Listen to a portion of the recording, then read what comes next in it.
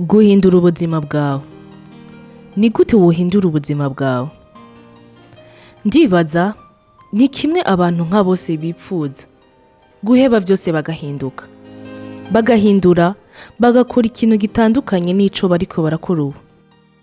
Gusa kenshi usanga tubuze ico duhitamwo hagati yo guheba ibyo dufise canke igihagararo dufise tukaja gutangura ubuzima gushasha mu nzira nsha, ariko tukaba tutazi uko twovyifatamwo. Iri ni ishure ry'ubuzima aho tuzoba turarabira hamwe ibisata bitandukanye ku bijanye n'imibereho ya misi yose.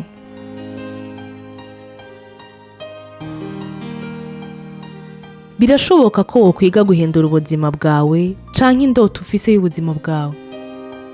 Ubiravye wokwibaza ngo ntivyokunda. Uravye inzira umaze gufata canke aho wowe ugeze ubu. Birashoboka.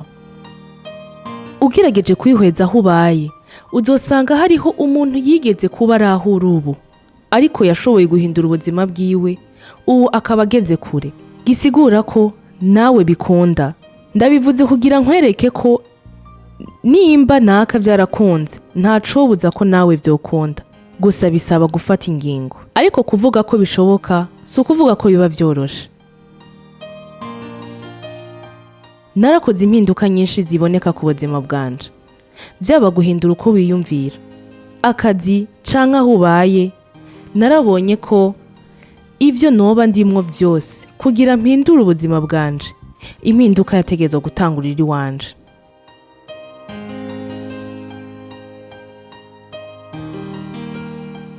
Mu gihe ugifise ubwoba, mu gihe ukivyiyumvira ko ariko bikanka kutangura, ntaco uzoshikako. Banza uhitemo kandi wiyumvemwo ko bikwiye kuhindura ubuzima bwawe, ko bikwiye kuhinduka. Nivyo, impinduka ishobora kuba iri mu ntambwe ya mbere igoye. Mu ntango vyo nagutera ubwoba, bivaye n'ico wowe warahisemo. Ushobora guhitamo guhindura inshuti, ubona ko ataco ziriko zirakumarira. Ushobora guhitamo guheba akazi kugira uje kwikorera utwawe. Ushobora guhitamwo guhindura uko ubayeho kugira wige kwibeshaho. Ivyo vyose ntibishobora kugutera ubwoba kuko uba ubona ko hari aho wonanigwa. Hari umwibutsa w'Abafaransa uvuga ngo celui qui ne risque rien n'a rien. Mu Kirundi twovuga ko iyo utarinze, iyo ataco ugerageje, ataco woshobora kuronka. N'umwibutsa wa Abraham Benagni uvuga ko iyo utagwaniye ico wipfuza mu buzima, utoririra ico wabuze. Si tu ne te bats pas pour ce que tu veux, ne pleure pas pour ce que tu as perdu.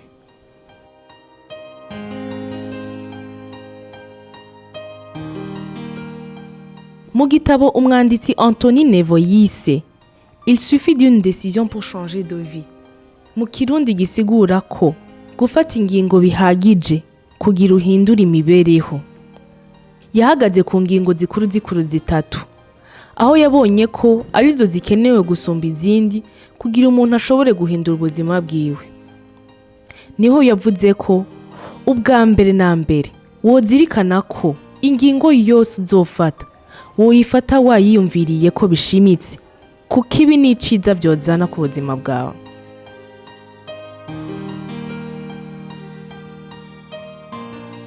Aho yasiguye avuga ko abantu benshi bama bafata inzira mbi ngo nuko kanaka ariho yaciye ngo kugira ngo ashike aho ari ubu.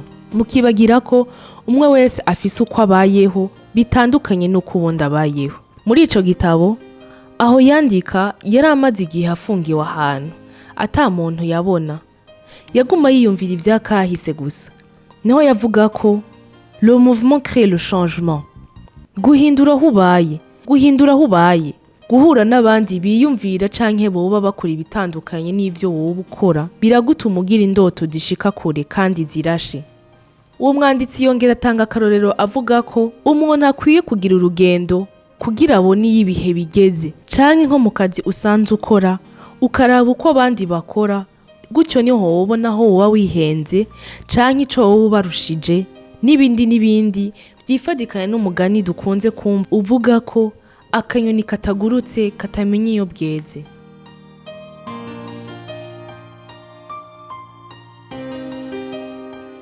ikintu ca nyuma yashimitse avuga ko l'inconnu est synonyme d'évolution, bisigura ko kumenya bishasha bijanya no gutera imbere. Mu yandi majambo, ibishasha bigutuma uhindura imibereho nuko wiyumvira. Nivyo, abantu turatinya impinduka mu buzima bwacu. Ndiko umuntu aremwe. Kandi ni nkuko ari ingirakamaro. Kuko yaba ataco tutiye ntaho toba turigeza. Naho urubu, nuko watinye ko womera uko utovyifuza. Kuko ubwo bwoba nibwo bugutuma wiyumvira neza ku ngingo ugiye gufata.